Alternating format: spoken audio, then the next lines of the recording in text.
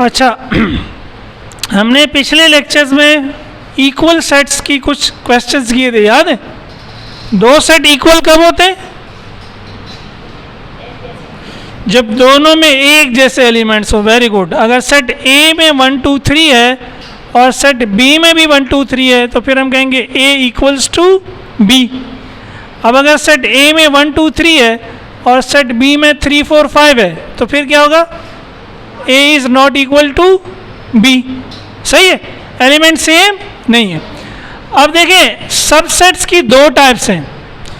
एक को कहते हैं प्रॉपर सबसेट, दूसरे को कहते हैं इम्प्रॉपर सबसेट। अभी जो मैंने समझे आपको सबसेट पढ़ा है ना इससे पहले, वो था प्रॉपर सबसेट। वो क्या था? Proper subset. यही मिसाल मैंने आपको दी थी ना, ये ए था, ये बी था, ये सी था, ये बी था, ये ई मैंने नया लिख दिया। तो हमने कहा था बी ए का सबसेट है, सी भी ए का सबसेट है और डी तो ए का सबसेट नहीं है। अब जब हमने प्रॉपर और इम्प्रॉपर बताना होता है तो फिर हम सिंबल का ख्याल करते हैं। अगर हमने सिर्फ ये कहना है कि सबसेट है फिर तो ये वाला सिंबल यूज होगा, लेकिन जब आप फर्क करना चाहेंगे कि प्रॉपर है या, तो फिर ये प्रॉपर के लिए होगा और ये इम्प्रॉपर के लिए होगा। सही है, ये सिर्फ सबसेट का सिंबल भी है और यही सिंबल इम्प्रॉपर का भी सिंबल है। समझ रहे हैं बात को? एक ही चीज के दो सिंबल हैं। सही है। अब कैसे पता चलेगा कि कोई प्रॉपर है? ये आज मैंने आपको समझाया। अगर सेट बी के सारे एलिमेंट सेट ए में हैं, लेकिन सेट ए में कुछ एलिमेंट ऐसे भी हैं जो बी में नहीं है, तो उसका तरीका क्या है? यानी बी ए के बराबर नहीं है। अगर बी ए के बराबर नहीं है, अहमद ज़ेब, अगर बी ए के बराबर नहीं है तो फिर बी ए का क्या है? Proper subset. सी जो है वो ए का सबसेट तो है, लेकिन क्या सी ए के बराबर है? नहीं है। तो जब सी ए के बराबर नहीं है तो सी भी ए का क्या है? Proper subset. इसको क्या पढ़ेंगे? सी इज प्रॉपर सबसेट ऑफ ए। सही है, सी इज प्रॉपर सबसेट ऑफ ए। ठीक है। अच्छा, इसी तरह अब अगर ई को देखें, ई ए का सबसेट तो है क्योंकि ई के सारे एलिमेंट्स ए में मौजूद हैं, लेकिन ई ए के बराबर भी है। ई ए के, तो जब वो बराबर होगा तब वो कहलाएगा इम्प्रॉपर, और इम्प्रॉपर का फिर ये सिंबल होगा। इम्प्रॉपर का ये सिंबल होगा जो सिर्फ सेट का सिंबल, सिर्फ सबसेट का सिंबल भी है। समझ आ गए? इसको पढ़ेंगे प्रॉपर सबसेट और इसको पढ़ेंगे इम्प्रॉपर सबसेट। ठीक है, सही है भाई? समझ आया? तो ये मिसालें दी हुई है। बी इज अ प्रॉपर, वैसे तो बी भी सबसेट है ए का, सी भी सबसेट है ए का, ई भी सबसेट है ए का। अगर मैं प्रॉपर और इम्प्रॉपर के चक्कर में नहीं पढ़ूंगा तो फिर मैं क्या कहूँगा? मैं सबके लिए यही सिंबल लगाऊंगा। बी भी सबसेट है ए का, यही सिंबल लगाऊंगा। सी भी सबसेट है ए का, यही सिंबल लगाऊंगा। ई भी सबसेट है ए का, यही सिंबल लगाऊंगा। तो जब सिर्फ सबसेट कहना होता है फिर यही लगता है हर जगह, लेकिन जब फर्क करना होता है कि कौन सा प्रॉपर है और कौन सा इम्प्रॉपर है, तो फिर ये प्रॉपर के लिए लगेगा और ये इम्प्रॉपर के लिए। और प्रॉपर और इम्प्रॉपर की पहचान क्या है? इम्प्रॉपर को याद रख लो, प्रॉपर खुद ही याद हो जाएगा। इम्प्रॉपर वो होगा जो बराबर होगा। सही है, इम्प्रॉपर सबसेट वो होगा जो सेट के बराबर होगा, और जो बराबर नहीं है तो वो क्या है? प्रॉपर है। क्लियर होगी? तो हर सेट का एक इम्प्रॉपर सेट होगा। सही है, हर सेट का एक, और खाली सेट भी इम्प्रॉपर सेट होता है। ठीक है, अभी आप इतना ही नोट कर लें। ठीक है, इतना नोट कर लें, फिर हम आगे चलते हैं।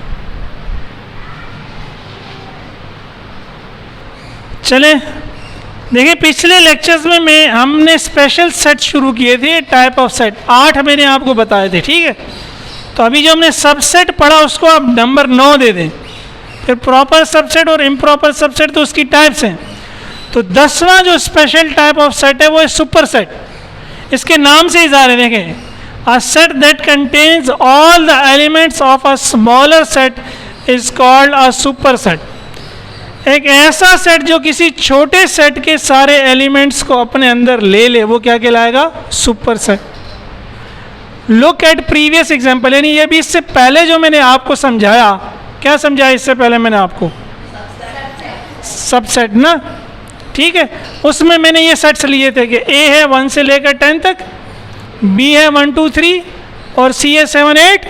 तो यही 3 सेट अगर हैं तो हम क्या कह सकते हैं? B is a subset of A, क्योंकि बी के सारे एलिमेंट्स ए में हैं. इसको हमने कैसे लिखा था? B is a subset of A. Proper improper की बात नहीं हो रही, बस सिर्फ सबसेट है तो सिर्फ सबसेट है, तो ये सिंबल लगेगा. और ए क्या है? A is a superset of B, क्योंकि ए हमने डेफिनेशन क्या लिखी है? ऐसा सेट जो किसी छोटे सेट के सारे एलिमेंट्स को ले.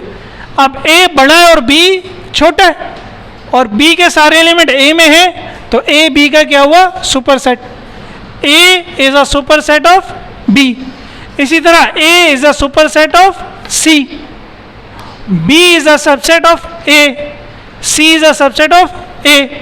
बी और सी दोनों ए के क्या हैं? बी और सी दोनों ए के क्या है? सबसेट. Very good. और ए बी और सी दोनों का क्या है? सुपर सेट, क्योंकि बी के सारे एलिमेंट्स भी ए में हैं और सी के सारे एलिमेंट्स भी. ये यूँ समझिए वो जो ग्रेटर देन और स्मॉलर देन आपने पढ़ा था ना, वो एलिगेटर याद है? अगर इसको लेस देन की साइन ले लें तो बी क्या है? ए से छोटा है. बी ए से क्या है? छोटा है ना. बी के सारे एलिमेंट ए में है, सी के सारे एलिमेंट भी ए में. एलिगेटर का मुंह किसकी तरफ होता है? बड़े वाले की तरफ, तो ए बड़ा है ना. इसी तरह यहां भी ये अगर,